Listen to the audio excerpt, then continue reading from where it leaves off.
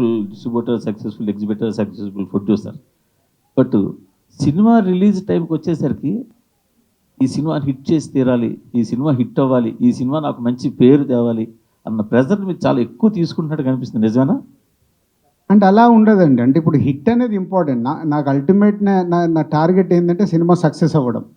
అంటే ఆ సక్సెస్ అవుతూనే మా అందరి జర్నీకి ఒక యూస్ఫుల్ ఒక కథ అనుకుంటాము, కథ రెడీ అవుద్ది, హీరోని సెలెక్ట్ చేసుకుంటాము, అందరం ఒక టీమ్గా ఏర్పడి సినిమా రిలీజ్కి వస్తుంది.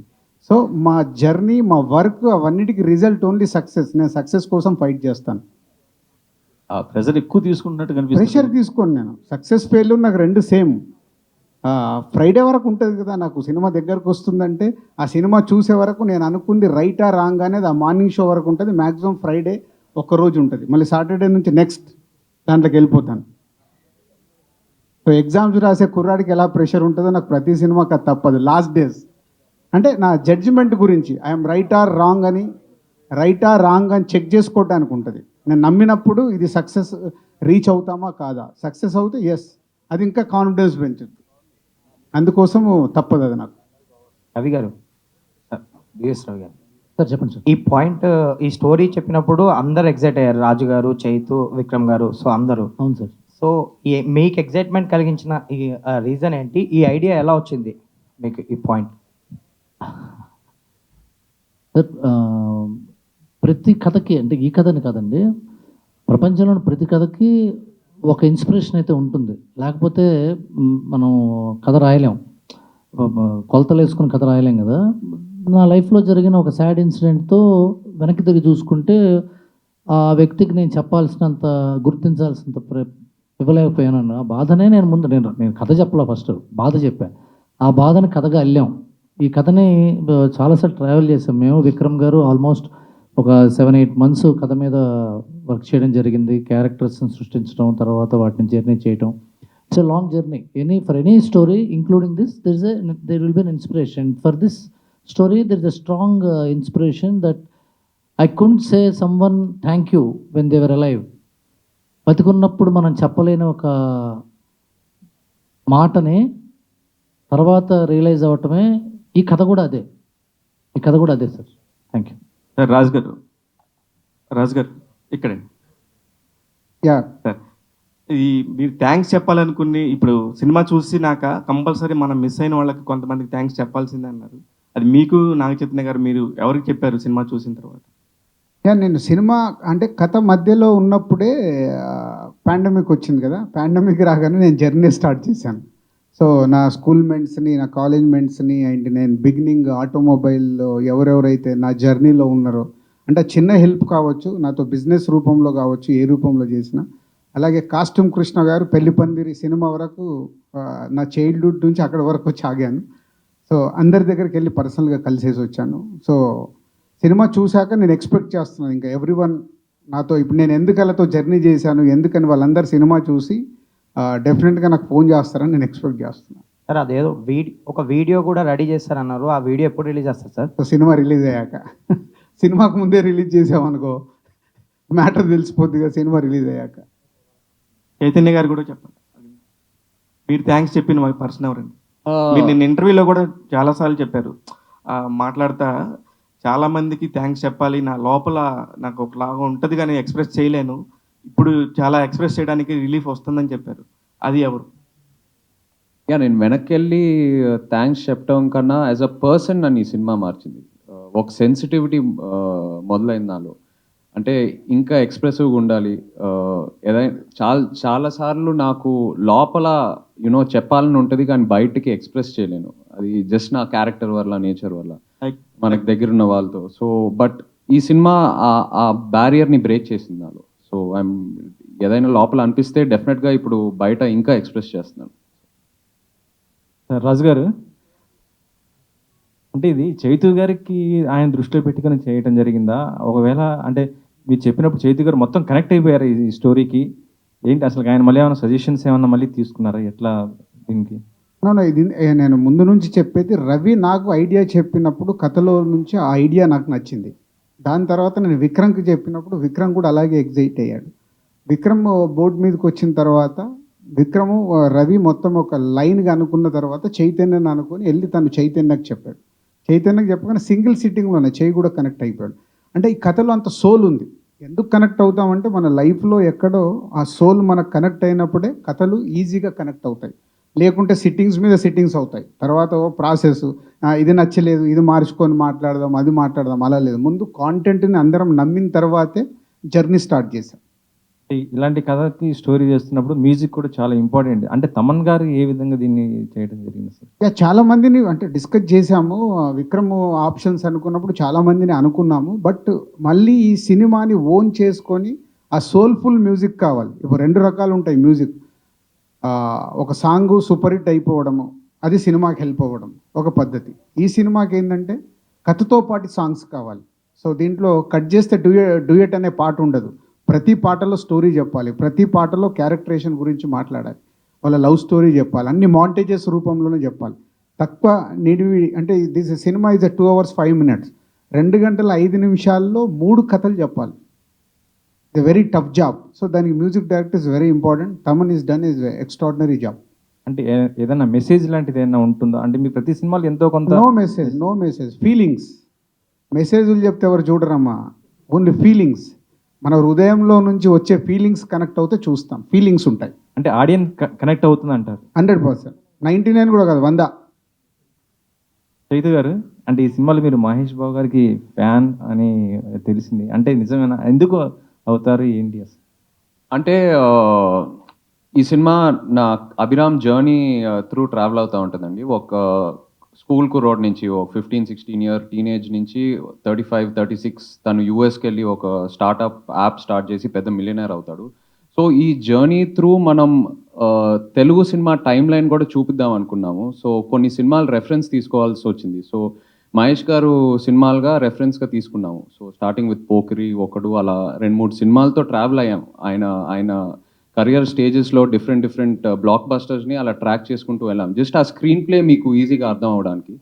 సో అందుకే అక్కడి నుంచి పుట్టింది. అంటే చైతు గారు, ఒకడు, పోకిరి, దూకుడు, 3 బ్లాక్ బాస్టర్ సినిమాలు తీసుకున్నాం.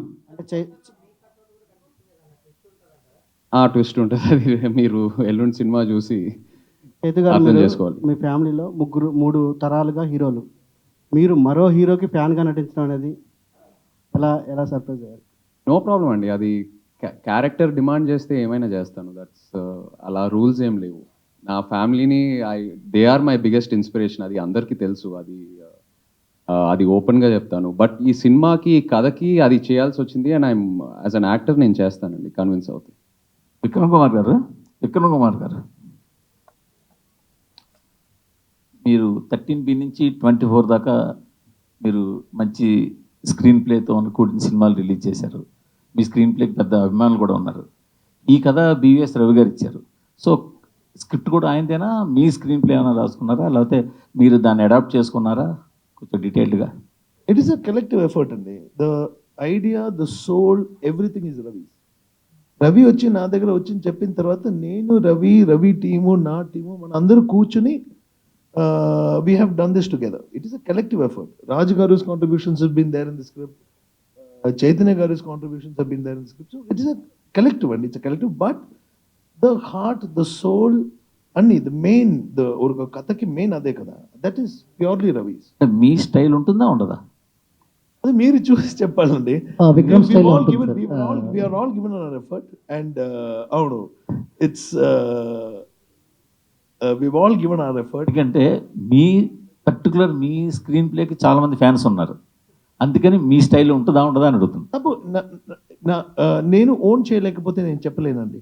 సో అది ఓన్ చేయడానికి అవకాశం కూడా రవి అండ్ రాజు గారు ఇచ్చిన తర్వాత I have try to make it mind 100% to what ever extent. ఎందుకంటే ఐడియా నాది కాదు కదా. సో ఎంతవరకు వెళ్ళొచ్చో అంతవరకు వెళ్ళాం. ఈ సినిమా నిడివి చాలా ఎక్కువ వచ్చిందని, రాజుగారు దాన్ని 2 గంటల 5 నిమిషాలకు బాగా తగ్గించారని కూడా వార్తలు వచ్చాయి. అంతవరకు నిజం? లేదు, ఇట్ ఈస్ అంత length, it didn't come to too much of length. When we edited it came to 2:05 అంతే తప్ప there is no, we not taken out any episode or we not taken out any scenes. మన రాసిన అన్నీ ఉన్నాయి. మన ఏం రాసామో అన్ని scenes ఉన్నాయి. అది it's come in the duration అంతే. ఫైనల్ కాపీ మీకు సాటిస్ఫాక్షన్ తోటి. Of course 100%. అవును. Okay okay. పాపం మూర్తి గారు రకరకాలుగా ట్రై చేస్తున్నారు. షూటింగ్ కూడా 85 డేసేనండి. ఎక్కువ షూటింగ్ డేస్ కూడా లేవు. ఎక్కువ షూటింగ్ డేస్ లేనప్పుడు లెంత్ ఎక్కువ రాదు. సార్ మీరు సినిమా హిట్ చేయడానికి రకరకాలుగా ట్రై చేయాలి, మేము క్వశ్చన్కి ఆన్సర్ రాబట్టడానికి మేము రకరకాలుగా ట్రై చేయాలి. మాది అందరిది అదే ఇందాక చెప్పాను కదా, ఇట్స్ టీమ్ వర్క్. అంటే విక్రమ్ కూడా నాకు చాలా జెల్ అయ్యాడు. విక్రమ్కు నాకు ఈ 3 years జర్నీలో 1 or 2 ఇన్సిడెంట్స్ తప్పితే సినిమా గురించి ఎక్కడ కూడా గ్యాప్ లేదు. మనం బయట వాళ్ళకి ఏం అర్థమైందో ఏంటో తెలియదు, కానీ ఆల్మోస్ట్ 1-2 ఇన్సిడెంట్స్ ఇప్పుడు అభిప్రాయాలు డిఫరెన్స్ ఉంటాయి. నేను చూసే విధానం ఒకలాగా ఉండొచ్చు, తనది ఒకలాగా ఉండొచ్చు, బట్ ఇట్స్ ఆల్మోస్ట్ 90% మ్యాచ్ అయ్యాం. అన్ని సినిమాలు తీసి నాతో 90% మ్యాచ్ అయ్యాడంటే విక్రమ్ మామూలు మనిషి, is a great person. Sir Ravi గారు మీరు సార్ చాలా సినిమాలకి బ్యాక్ బోన్గా ఉన్నారు. అవును సార్. ఓ సినిమా డైరెక్ట్ కూడా చేశారు. సో రాజు గారి ప్రొడక్షన్లో మళ్ళీ మీ సినిమా డైరెక్షన్లో ఎప్పుడు రాబోతోంది? ఆయన ఇచ్చినప్పుడు సార్. ఆయన ఇచ్చినప్పుడే వస్తుంది, కానీ త్వరలో ఏమైనా ఉందా అని నేను అడుగుతాను. ఇదే ప్రయత్నిస్తున్నాను సార్. ఆయన ఇచ్చినప్పుడు మీ సినిమా చేస్తారన్న ఐడియా ఎవరికైనా మాకే కాదు ఎవరికైనా ఉంటుంది, మీరు చెప్పకల్లా. అలాగే సార్. మీరు ఏమైనా చేస్తున్నారా అని నేను అడుగుతున్నా. అదే ఒక కథ వర్క్ చేస్తున్నాను సార్, అది త్వరలో. మాకు కావాల్సిన ఆన్సర్. అంతేగాని ఆయన ఇచ్చినప్పుడు, ఆయన దగ్గర డబ్బులు ఉన్నప్పుడు, నా దగ్గర కథ ఉన్నప్పుడు ఇది కాదు కదా ఆన్సర్. సార్ నేను ఏ ఆన్సర్ చెప్పాలో కూడా మీరే డైరెక్ట్ చేస్తే మరి బొమ్మరిల్లు మీరు సినిమాలో లాగా మీరు- మా మీరు- చేతులు ఇంకా మీ చేతుల్లో ఉన్నాయి మరి మీరు అలా ఆన్సర్ చెప్తే ఎలా చెప్పండి? సార్. ఇది అన్యాయం సార్. ఇది మీరు సరే హక్కు ఉంటుంది ఏదో మా హక్కు ఉండదా? మాకు అభిమానం ఉంటుంది కదా, మీ సినిమా రాజుగారి ప్రొడక్షన్లో చూడాలని. మీకు నచ్చే ఆన్సర్ చెప్పడం ఒక పద్ధతి, నాకు వచ్చిన ఆన్సర్ చెప్పడం ఒక పద్ధతి. సార్ తప్పకుండా ఉంటుంది sir. Thank you so much. మీ విష్ నేను I'm really happy that you wish. Raju garu really ఇప్పుడు ఒక స్టోరీ లైన్ చెప్పాడండి, దాని మీద వర్క్ చేస్తున్నాడు. ఆల్మోస్ట్ 6 months బ్యాక్ ఒక ఐడియా ఫైనల్ చేసింది. చెప్పేస్తే అయిపోయింది కదా, ఎందుకు ల్యాగ్? అది చూసారా, అది రాజుగారు అంటే. నాది ఫటాఫట్, ల్యాగ్ అక్కర్లా. సార్ ఇప్పుడు టికెట్లు చెప్పారు కదా రేట్స్, అయితే తెలంగాణలో ఒక రేట్ ఉంది, ఏపీలో ఉంది. మరి ఏపీలో కూడా ఎలా ఉంటుంది అంటే? అదేనా, ఏపీలోనే మనం ఏం చేయడానికి లేదు. అక్కడ గవర్నమెంట్ జీవో ఒకటే ఉంది. అక్కడ 125 అట్లా, అంటే సిటీస్ ఒకలాగా ఉంది, మున్సిపాలిటీస్ ఒకలాగా ఉంది. అక్కడ ఫిక్స్ అయింది ప్రైజులు. తెలంగాణలోనే మనకు కొంచెం అప్ అండ్ డౌన్ ఉంటుంది, అంటే మార్చుకునేలాగా జీవో ఉంది అన్నట్టు. ఇక్కడ కూడా ఇంకా ఫర్దర్గా ఒక ప్రొడ్యూసర్స్ అందరం కలిసి ఒక కాల్ తీసుకుంటున్నాము. దాని ప్రకారం ఫిక్స్ అయిపోయిన ప్రైజెస్ ఇచ్చేస్తాం.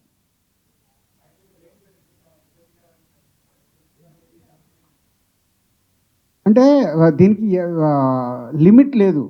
అంటే పాండమిక్ ముందు, పాండమిక్ తర్వాత. పాండమిక్ ముందు అయితే ఇవి అసలు రేట్లే కావు, మీరు అందరూ అర్థం చేసుకోవాలి. పాండమిక్ తర్వాత కాబట్టి ఆలోచించాల్సి వస్తుంది. జనాల్లో కూడా ఖర్చులు పెరిగాయి, వాళ్ళు థియేటర్కి వచ్చి చూసేలాగా ఫ్లెక్సిబుల్గా పెట్టాలి. పాండమిక్ ముందు మీకు గుర్తుందో లేదో, అన్ని 200 రూపాయల టికెట్లు హైదరాబాద్లో, మీకు గుర్తుందా? అది ఈరోజు 150 రూపాయలు. మరి పాండమిక్ అయిన తర్వాత కూడా 3 ఏళ్ళ తర్వాత 150 అయింది. సో దీనికి రీజన్ ఏంటి? పాండమిక్ తర్వాత స్పెండింగ్ కెపాసిటీ చూసుకోవాలి. ఆడియన్స్ థియేటర్కి రావాలి, స్పెండింగ్ కెపాసిటీ. అదే ఎందుకు మొన్నే చెప్పాను కదా, నేను క్లియర్గా పుస్తకం అంతా ఓపెన్ చేసి చెప్పా, నేనేం దాచుకోలే, మేమేం మార్చుకోవాలి కూడా చెప్పా. సరే, మీరు లీడింగ్ ఎగ్జిబిటర్లో ఒకరు. సో ఎగ్జిబిషన్ సెక్టర్ దాకా ఫ్యూచర్ ఎలా ఉండబోతోందని మీ అంచనా? సార్ మంచి సినిమాలు వస్తే ప్రేక్షకుడు థియేటర్కి వచ్చి సినిమా చూడాల్సిందే. థియేటర్లో చూసే ఎక్స్పీరియన్స్ ఎక్కడ దొరకదు, అది మన అందరికీ తెలుసు. మనకున్న ఎంటర్టైన్మెంట్ ఏంటి? మనం కంఫర్టబుల్గా వెళ్ళిపోయి థియేటర్లో కూర్చొని ఎంజాయ్ చేస్తేనే సినిమా మనకు ఎంజాయ్మెంట్. అది ఇంట్లో కూర్చొని మనం ఎంతమంది ఎన్నిసార్లు చూడండి, ఇంట్లో చూసేదానికి పాజ్ చేసి వెళ్తాం, మూడ్ ఎక్కడ ఉంటుంది? నాకు ఒక అతను సెన్సార్ జరిగింది, ఆఫీసర్తో నాకు కాన్వర్సేషన్. సార్ అదేంటి సార్ టీవీలలో మీరు వదిలేస్తారు, చిన్న చిన్నవి మా దగ్గర పట్టుకుంటారంటే ఆయన ఒక ఆన్సర్ చెప్పాడు. టీవీలో ఏదో రాంగ్ సీన్ వచ్చినప్పుడు పాజ్ చేసి పిల్లాన్ని పంపించుకొని చూడొచ్చు, మీరు థియేటర్లో ఏం చేస్తారు? కూర్చోబెట్టి డోర్లు క్లోజ్ చేసి లైట్లు ఆఫ్ చేసి మీరు సినిమా చేస్తారు. మేము కదలటానికి ఛాన్స్ లేదు. అంటే అంత డీటెయిల్ సెన్సార్ గైడ్ లైన్స్ ఉంది. సినిమా కూడా అంతే, థియేటర్లో చూసే ఎక్స్పీరియన్స్ బయట మనకు ఎప్పటికీ రాదు. సో థియేటరే. అసలు ఓటీటీకి దాదాపు 10 వారాల తర్వాతే సినిమా ఇవ్వాలి అనేటువంటి ఒక డెసిషన్ తీసుకుందామన్న అది చెప్తా ఉన్నారు. సో ఇప్పుడు కొన్ని సినిమాలు థియేటర్లో సరిగా రాలేకపోతే వెంటనే ఓటీటీకి ఇవ్వడం ద్వారా Yes, వాళ్ళకి sorry కొంత for the interference. Sorry. Yes, PC Sriram garu is here. Okkasari Let's welcome our legendary cinematographer PC Sriram Garu on stage. Thank you so much for joining us, sir. It's a privilege to have you here.